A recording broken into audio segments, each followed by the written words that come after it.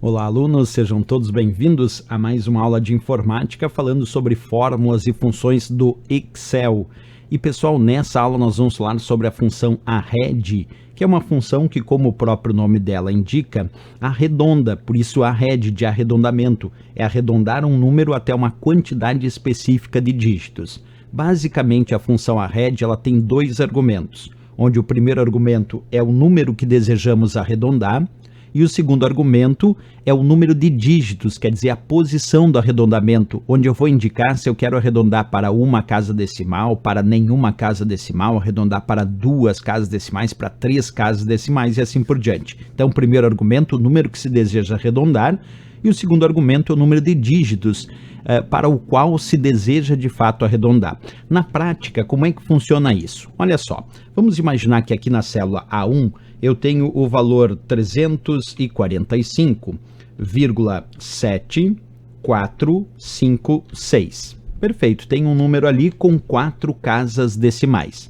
E eu gostaria de arredondar esse número para duas casas decimais. Então vamos fazer assim, igual a arred, abre parênteses, primeiro argumento indica o número que eu desejo arredondar, que é aquele que está na célula A1, então eu vou colocar A1 para indicar o número que está na célula A1, e o segundo argumento, que eu coloco depois do ponto e vírgula, eu indico quantas casas decimais.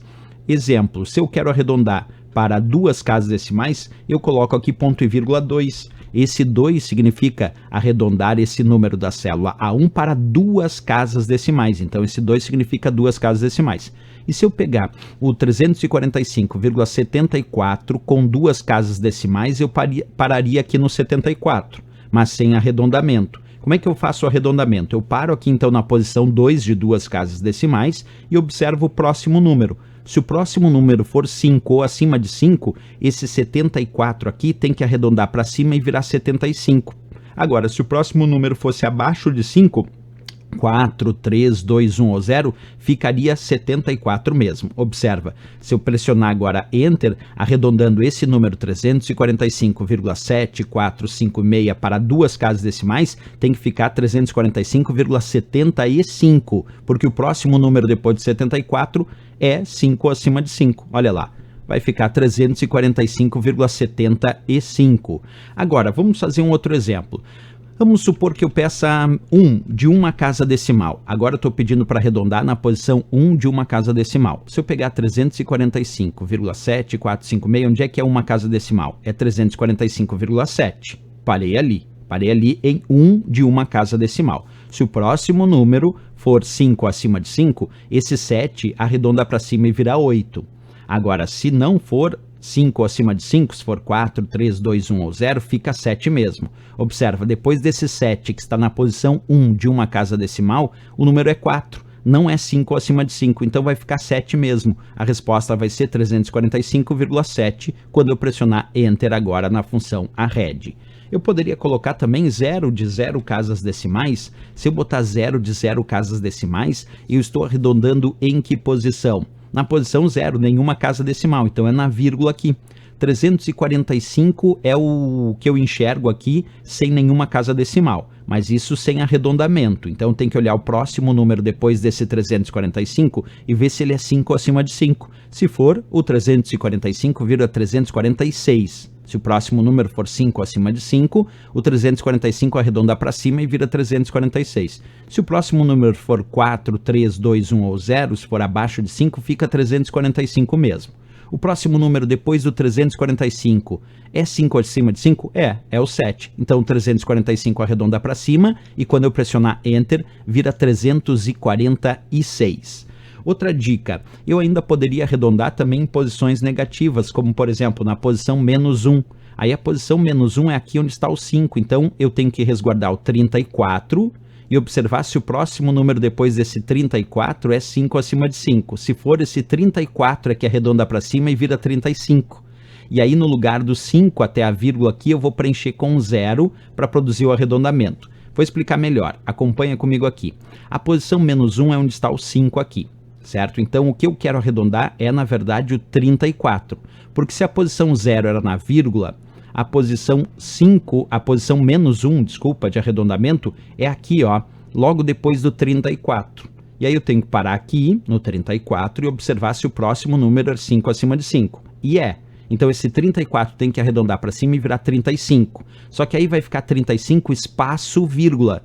Então nesse espaço que sobrar até a vírgula eu vou preencher com 0 e o resultado vai ser então 350. Porque esse 34 vai virar 35 e no lugar desse 5 eu vou botar 0 e vai ficar 350 o meu arredondamento na posição menos 1, que é o que aconteceu agora. Mas vamos ver isso em questões de prova para ficar mais claro o funcionamento. Olha só, uma planilha elaborada no Excel, as expressões igual a RED 13,759 ponto e vírgula 1 e igual a RED 34,5 ponto e vírgula menos 1 irão produzir os seguintes valores. Olha só, vamos pegar a primeira função a RED ali. Primeiro argumento é o que eu desejo arredondar. Até vou sair da tela um pouquinho aqui, que é 13,759 ponto e vírgula 1. Quer dizer que eu quero arredondar esse número na posição de uma casa decimal. A princípio, o que eu enxergo aqui como uma casa decimal é 13,7. Aqui é a posição 1, porque aqui o 9 é a posição 3, o 5 é a posição 2 e o 7 é a posição 1. Então, a princípio, eu quero arredondar 13,7, porque é com 1 de uma casa decimal, tá bom? Se é para arredondar esse 13,7, eu tenho que olhar o próximo número. Se o próximo número for 5 acima de 5, esse 7 tem que arredondar para cima e virar 8. Se o próximo número depois do 7 for 4, 3, 2, 1 ou 0, quer dizer, for abaixo de 5, então vai ficar 13,7 mesmo. Como o próximo número depois do 7 é 5 acima de 5, esse 7 tem que arredondar para cima e tem que virar 8. Então, o arredondamento em uma casa decimal vai ser 13,8 para esse número, que nós encontramos na letra B, C e D dessa questão. Agora, vamos fazer a outra função a RED que aparecia nessa questão. 34,5, ponto e vírgula arredondando na posição menos 1. Quando é a posição menos 1, como é que a gente verifica isso? A posição menos 1, aqui o 5 é a posição 1, a vírgula é a posição 0. Então o 4 tem que ser a posição menos 1. E aí o que eu tenho que arredondar é esse 3 que ficou sem posicionamento, ó. Aqui é posição 1,0, 4 a posição menos 1. Então o que eu tenho que arredondar é o 3 aqui. E para arredondar esse 3 eu tenho que olhar o próximo número. Se o próximo número for 5 acima de 5, esse 3 arredonda para cima e vira 4. Agora, se o próximo número for abaixo de 5, 4, 3, 2, 1 ou 0, esse 3 fica 3 mesmo. Então, a princípio, esse 3 fica 3 mesmo no arredondamento, ele não virou 4, porque só viraria 4 se o próximo número fosse 5 ou acima de 5, e não era. E um detalhe, como aqui ficou um espaço depois do 3 até a vírgula, quando a posição é negativa, vai sobrar um espaço em branco aqui até a vírgula, e eu vou preencher esse espaço com 0, e aí o resultado final vai ser 30 para esse arredondamento na posição menos 1.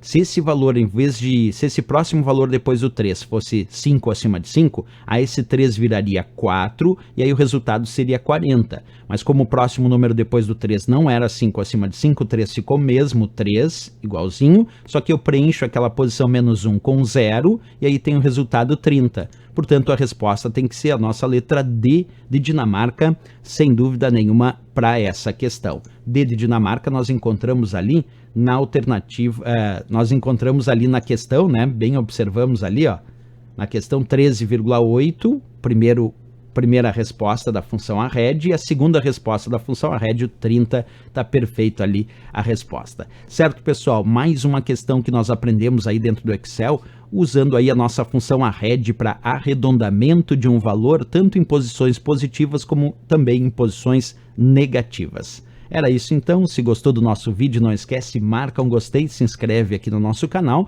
e não esquece também de ativar aí o sininho para as notificações e deixar comentários dizendo o que está achando das nossas videoaulas. Eu espero vocês na próxima aula, grande abraço a todos e bons estudos!